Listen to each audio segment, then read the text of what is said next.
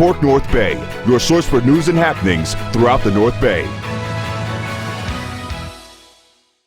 Hello and thanks for watching KORK North Bay TV. Coming up is our weekly wrap covering all the news stories and happenings that took place this past week throughout the greater San Francisco North Bay. In the town of Windsor on Thursday at about 1:45 in the morning, a quiet night was interrupted by the sounds of a domestic violence incident taking place in the area of Birdie Drive, so police were called. When they arrived at the scene, they located the victim and gathered information from her about what had taken place. Once they had her side of the story, they attempted to make contact with the other person, but as soon as he saw the officers coming, he barricaded himself inside the house. Also inside the house was a small child, so the fear the officers had was if this situation went bad, that child could be in serious danger, so additional resources were called in from the Sonoma County Sheriff's Department, including trained officers from the Domestic Violence and Sexual Assault Unit, plus the SWAT team's negotiation person to help this incident end in a safe and nonviolent way if possible. Already in hand was an arrest warrant for the suspect and a search warrant for the residence, so the negotiators began making efforts to get the suspect to surrender.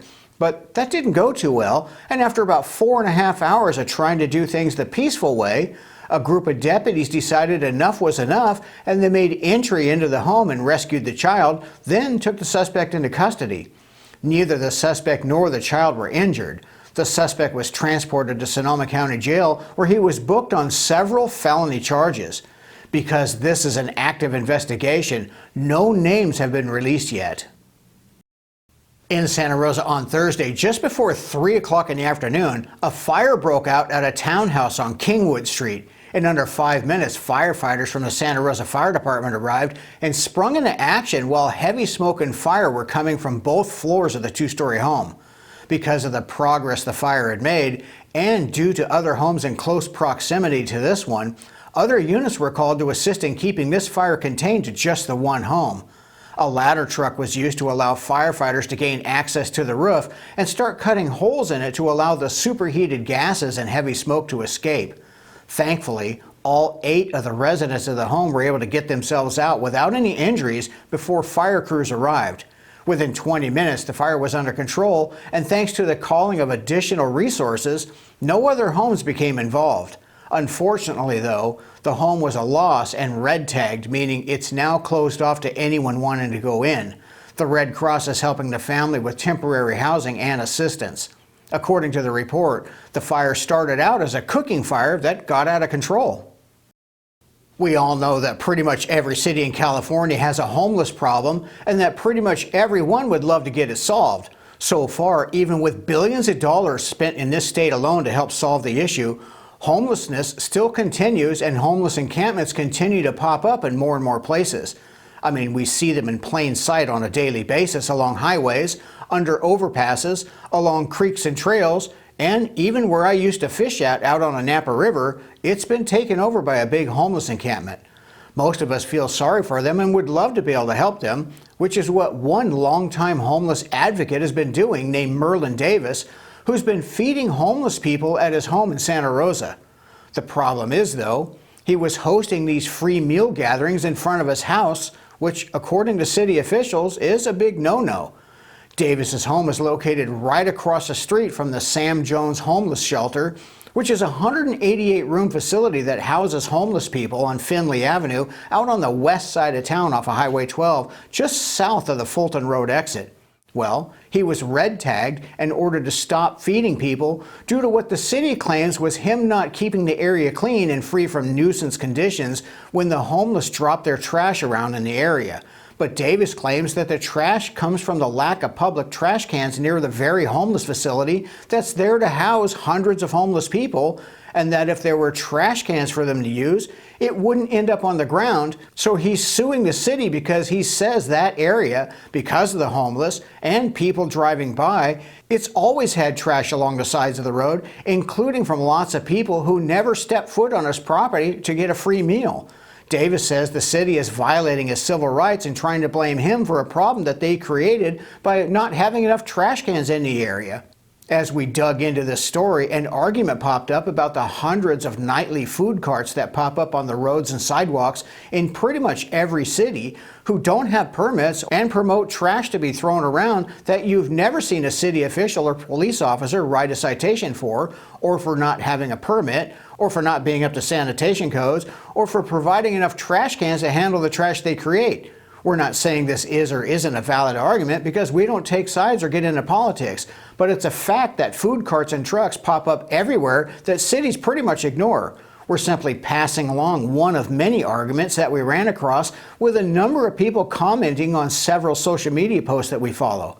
As the case moves through the court system, we'll keep you posted on its outcome.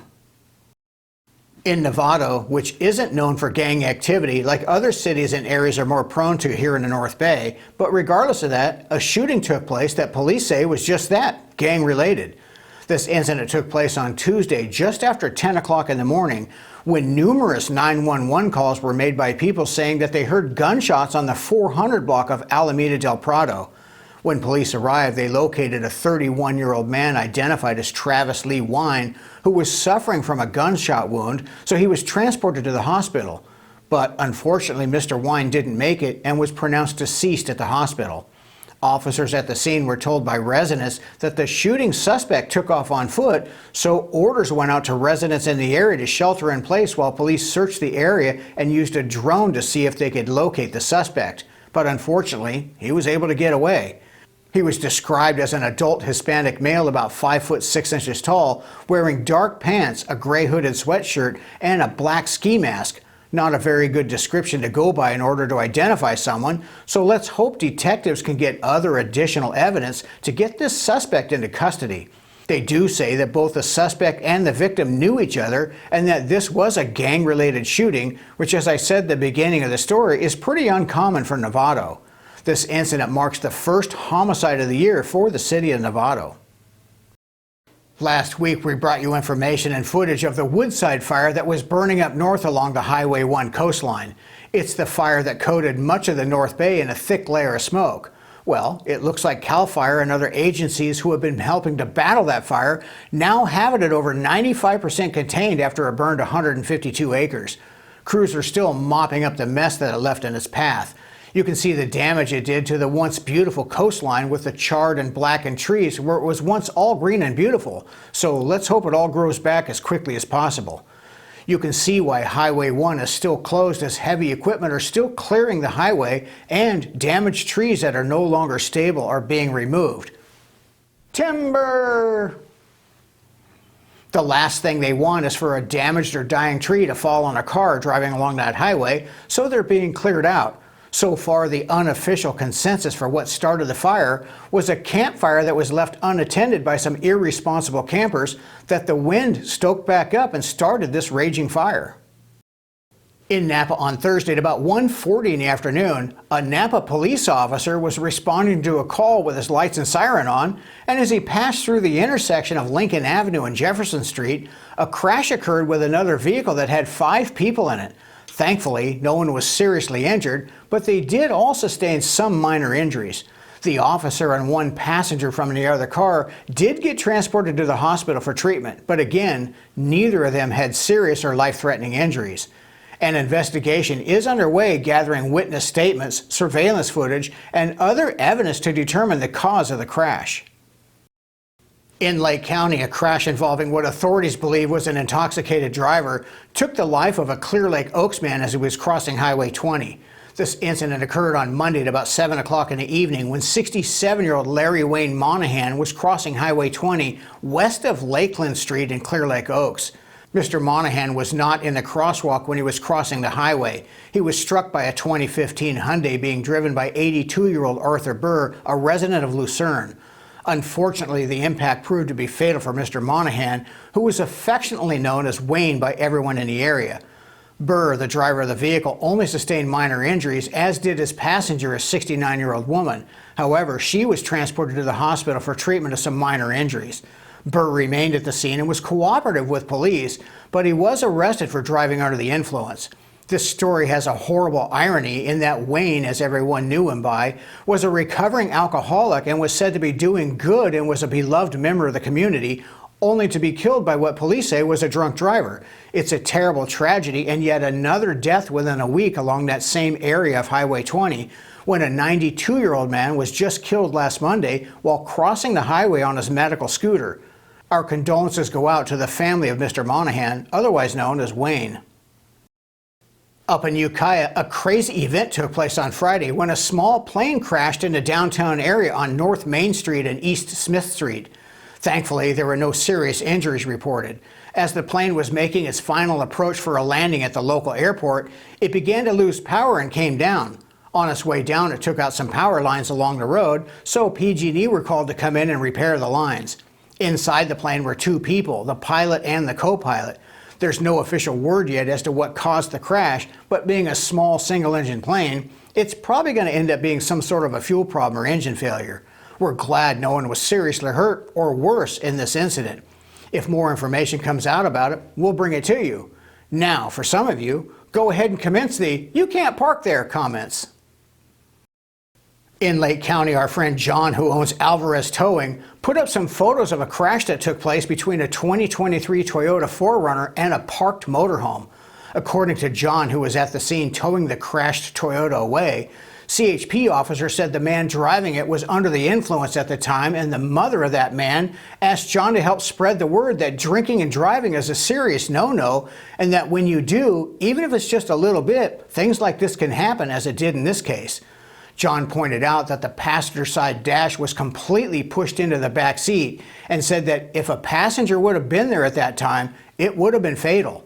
Thankfully, only the driver was in the Toyota when the crash happened, and the driver wasn't seriously hurt. But now this mother is out her only transportation, and now her son is going to be dealing with a very expensive DUI situation. Thankfully, no one else in this incident was hurt or worse. This broadcast is sponsored by Mike Larbury Automotive. 5-star ratings for all of your domestic and import automotive repair needs, located on Highway 12 in Sonoma. Mention you saw them here on KORK TV to receive a special discount. And also by Sonoma Paint Center, your source for all of your home and automotive paint and supply needs. Transform your home or business with Sonoma Paint Center. As your local Benjamin Moore retailer, we've got everything you need to paint inside and out, plus top quality stains. Step inside our Santa Rosa location or visit us in Sonoma, Sebastopol, and now our newest location in Napa. From vibrant colors to durable finishes and required supplies, we'll help you bring your vision to life. Sonoma Paint Center, serving you in Santa Rosa, Sonoma, Sebastopol, and now Napa. Sonoma Paint Center, color your world.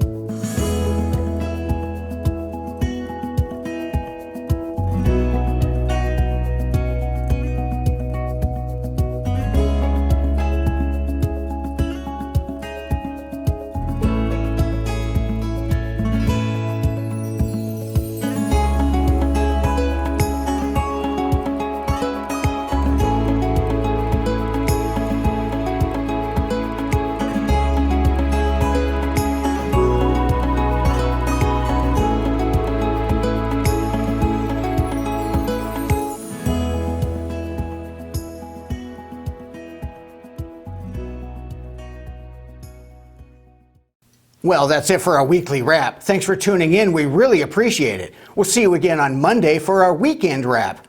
Remember, you can watch us on our website at KORKTV.com, or you can also watch us on Roku, Amazon Fire TV, or on our new YouTube channel. in any of those platforms, just search for KORK North Bay TV and add our channel to your favorites. We'd sure appreciate it. We'd like to wish everyone a safe, healthy, and happy weekend. Thanks for watching.